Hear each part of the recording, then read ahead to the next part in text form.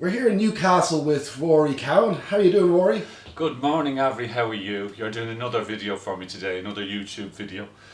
I love that idea you had to do those YouTube videos. It's fabulous. We're in Newcastle, as Avri said. It's Saturday morning, so I have two shows to do today, and then I have another one to do tomorrow. We've already done two. Last night's show was absolutely amazing. Mrs. Brown was on fire. It was just brilliant. As usual, I spent the whole night going laughing my way through the show. It was so funny. The audience were up for it. It was a brilliant audience last night. Today's going to be fabulous as well. Now, the day before yesterday, Avri does these occasionally now. He's just started to do them, and I love them. Facebook Live videos, and he did one in Newcastle in the centre in Eldon Square or whatever it's called. And in it, I said I was going to talk to you about the time I was in jail. And it's true, I was in jail. I was sent to jail once. When I tell you the story now, you just it's unbelievable how it happened.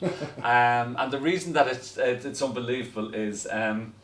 The only person I ever knew before that had been to jail was a woman who lived around the corner from us. Now she was sort of a real Republican woman, the supporter of the IRA and all this, but she was more of a mouthy one than anything else. She wasn't involved in anything really. She'd have, when the hunger strikers were on, she'd have black flags hanging out the windows and big posters in her window saying "Wanted for murder," Maggie Thatcher and all this rubbish, do you know what I mean? But she'd have all those things, and she was always mouthing off about burn everything British except the coal and our nation once again and all this stuff. She was a character that we all laughed at and we all thought was very funny. But the special branch, which was like the detectives in Ireland, they were keeping an eye on her all the time because she was a mouthy woman. And they used to be sitting outside her house 24 hours a day. And all the neighbours were complaining about this happening with the special branch there. But when she died and the special branch had no longer need to be there, all the houses started getting burgled, so they didn't realise how good they had it when she was there. But one time she went to jail. She didn't have a television licence. And she went to court and she started saying it was because Sinn Féin were not allowed to speak on television and this type of stuff. So the judge said that doesn't matter, you have to have your television licence, so we gave her 1 day in jail. And Mountjoy wouldn't take her because they said she was a subversive, so they sent her down to Limerick. So they had to drive her, the police had to take her, drive her down to Limerick prison. By the time she got there, her day's sentence was up, so they gave her tea and the police had to drive her home. But that didn't suit her. How long ago was this? They were going back 30 years ago. 30 years. But then we had another time, she didn't pay her television licence, and this is the funniest thing I have ever heard in my life. She went to court and she just stood up and she said she wasn't paying her television licence because there wasn't enough programmes in Irish on television. And the judge says, okay, she said, you want more Irish? She says, well, I'm fluent Irish speaker. She says, we'll continue on this court case in Irish. It turned out the woman didn't have a word of Irish herself. So that was the only person I knew that had ever been in jail. But anyway, for me, what happened was, when I worked in EMI, I had this company car. And I'd been a young man, I used to just park the car wherever I wanted to park it. And I'd end up getting parking fines because I never parked in a parking bay or a car park. I parked it as close to wherever I was going to be. And because I didn't pay the fines, it ended up that there was more penalties put on top. So I ended up, when I was made redundant from EMI, with this outstanding bill of fines for £1,250. And this was in 1991. And that was an astronomical amount. And I just thought, well, I'm not paying them. It didn't dawn on me that you have to pay fines. I was just a naive idiot. And one day there was a knock on the door, and I went out, and it was two policemen. And they said, Rory, we have a warrant here to take you to Mountjoy prison for 15 days for non-payment of fines. So I thought, oh my God, this is serious. So I said, hang on, I want to ring my solicitor. So I rang my solicitor. And I said, Joe, this is what's happening. The police are at the door. They have a warrant, 15 days in jail if I don't pay these fines. What'll I do? And he said, you tell them that you're going to petition the Minister for Justice.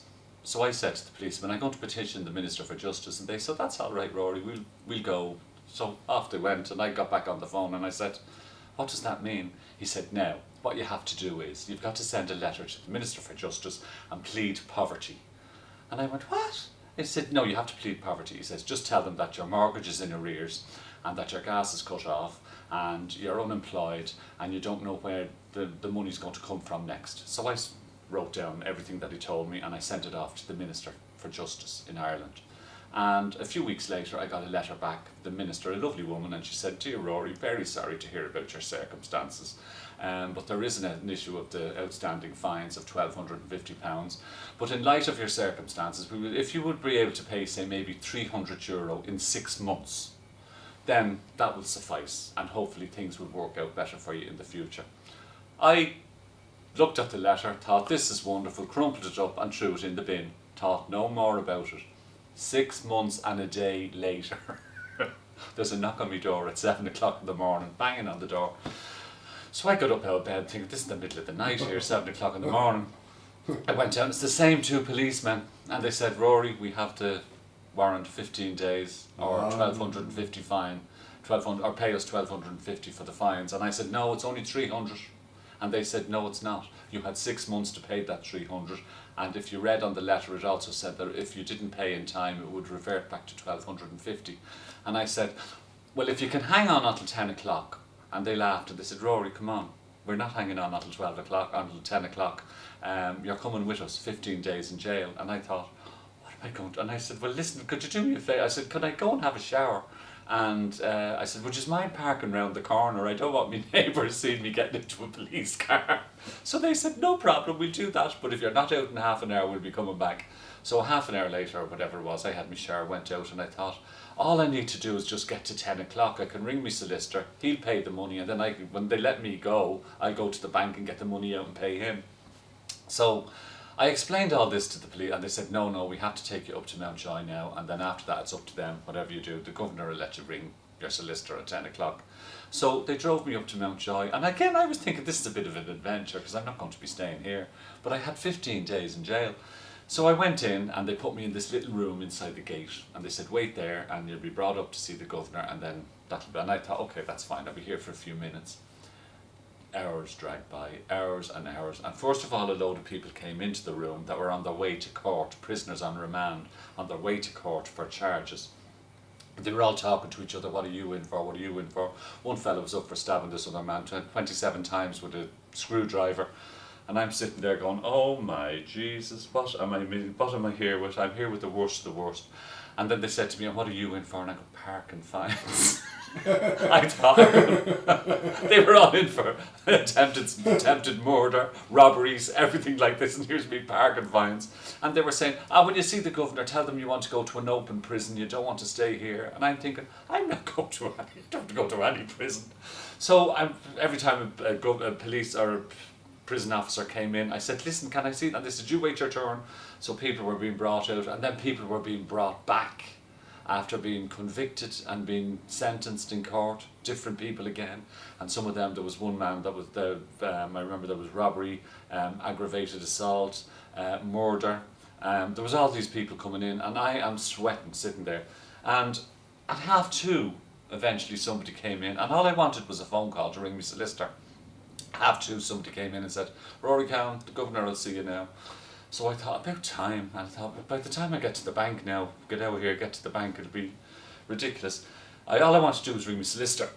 So I brought up to the governor, and he had copies of the letter that I had sent to the Minister for Justice and a copy of the letter she had sent back, and I thought, oh no, how am I going to tell him now I can get the money?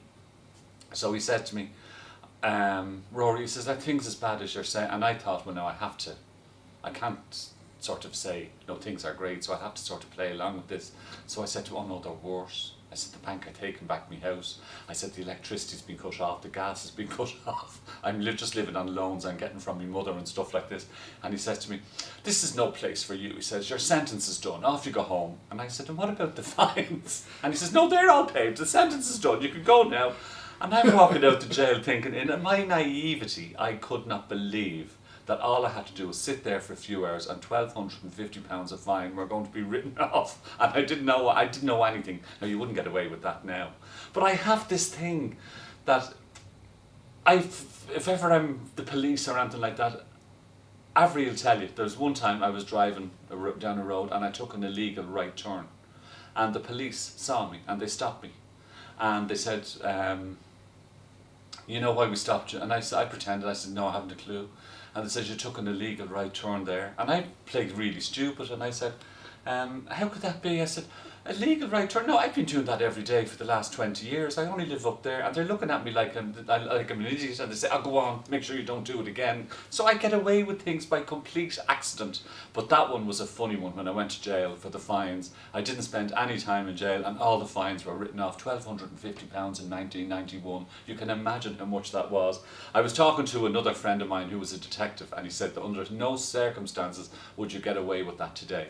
The governor of any jail, they don't have the rights to do that now. They just can't do it. If you're sentenced, you're sentenced, and that's the way it goes. But maybe it was just lucky in the time that was in it. But I ended up not having to pay the parking fines. However, since then, every time I park my car in town, I always park it in a car park. I never even park it on the street in case the time runs. I'm late getting back. And I end up being clamped, or I end up the car being towed away, or I end up getting fined or something like that. So one good thing came out of it. I always park my car in a car park, and that's what I do. Well, I'm observing that you're always parking your car in car parks, but you told me the story about the right-hand turn, but I wasn't there, I disclaim that. So Gladys Jane Parks, one of your fans from Nova Scotia in Canada, asks, does Brendan pick on you offset like he does when you're in front of the camera, and the look in your eyes is priceless when he starts with you? No, Brendan doesn't pick on me offset. And the only reason he picks on me on set is because, unlike many of the others in Mrs. Brown's Boys, I'm not a trained actor. So if anything happens, trained actors are trained in how to cope with all this, not me. So, and I also think Brendan O'Carroll is the funniest comedian I've ever seen anyway. So when Mrs. Brown does something funny that's not in the script, I laugh. I have the best seat in the house. I'm right beside Mrs. Brown when she does it. So I laugh. And Brendan knows this, and he plays on this. He plays on this all the time. And it happens all the time. He asks me questions that aren't in the script. He'll drag me around the stage. He'll do things until I am falling around the place laughing, and he'll make it look like it's my fault. But the only thing about that is that it becomes, for me, the most enjoyable thing about the live show. It is just hilarious. It is absolutely brilliant. I love it. I just love that whole attitude of let's go on stage in front of 10,000 people and God knows what's going to happen. It keeps us on our toes, and that's why Brendan does it, because we could do a show for a year and tour it for 2 years, and after about 3 or 4 nights you could actually busk it if you wanted to. You know when you're going to come on, you know what your lines are, you walk off, and then that's it, and then you go and do whatever you do and get back on stage again and for your next scene. But Brendan always says it's might not be your first show, but it's the audience's first show, so you've got to give them a high energy performance. So that's what he does. He changes it every night, and as a result I laugh every night, and it's just fantastic. I love it. But he doesn't pick on me off stage. No, he definitely doesn't. On stage he does, but I like that. I really do like that. Well, I know this isn't one of the questions we planned, but how did you get on last night during the signing and meeting all the fans? I love that. I absolutely adore doing that after the show, when we get out to meet everybody. And if you look back there on my Facebook page, Avri did something earlier on, and last week in Cardiff he did a Facebook Live of the signings, and you can just see how fabulous it is and how exciting it is to get out, and the crowd love meeting us and we love meeting them, and it's great fun. There's nobody there saying we ruined their life, or their night was ruined, or the show was crap. They're all there telling us how wonderful the night was, and we're sharing experiences of the night. So I love that. I absolutely adore that. And we do that every night. We're one of the few acts that do that. I can't understand these acts that jump into a car and drive off. I really can't understand that. We don't do it, but anyway, there you go. Well, Mary Lawrence from Mrs. Brown's Boys UK fan club and Rory fan page asks, if you hadn't the good fortune to meet Brendan when you did, what would you be doing now as a career? Let me see, what would I be doing now as a career?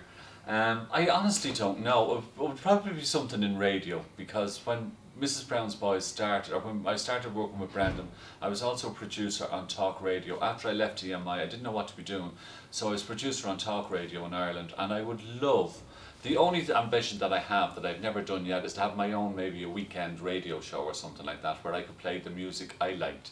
But that would be spanning from the 60s, 70s, 80s, 90s, noughties, on up to new releases and things like that. But I would love to do a weekend radio show. So I would imagine I would have moved in that direction, because if there's something I want to do, I do it. or I try and make the way.